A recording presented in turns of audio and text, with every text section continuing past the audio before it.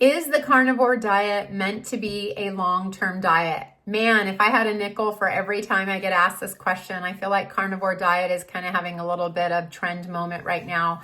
But it's actually been around since the 1800s under various names at different periods throughout that time.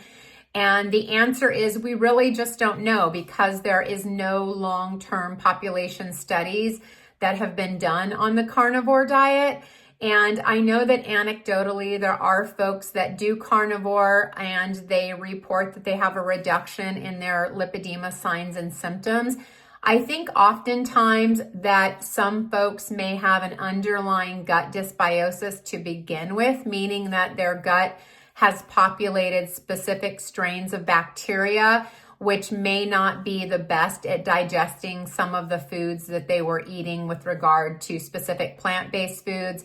There are some compounds in plant-based foods that some folks claim make them uncomfortable for digesting. And there is a small subset of the population that can have an issue with specific compounds like lectins and oxalates, although for the vast majority of us, when we cook and prepare our foods, we get those compounds down to levels that are manageable to digest.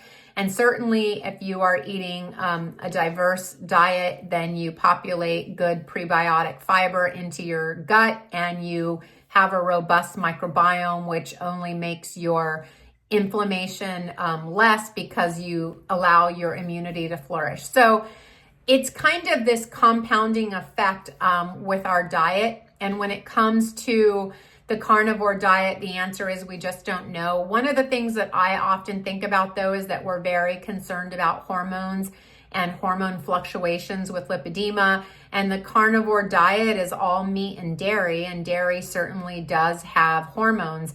And yet we have people eating very high levels of dairy on this diet. So that is definitely a concern and something to think about when you're thinking about what you're going to try. It's always best to watch for population science and see how that turns out long-term for folks. But if you want to try something, my recommendation would be to try it, see how your body does, and maybe consider eating enough fiber so that you are going to the bathroom at least once a day to remove toxins and to keep things moving along in terms of your motility so there's no issues with backup and needing to take supplements just to go to the restroom, which is a natural process. So that's my 2 cents, and I will see you next time. Bye-bye.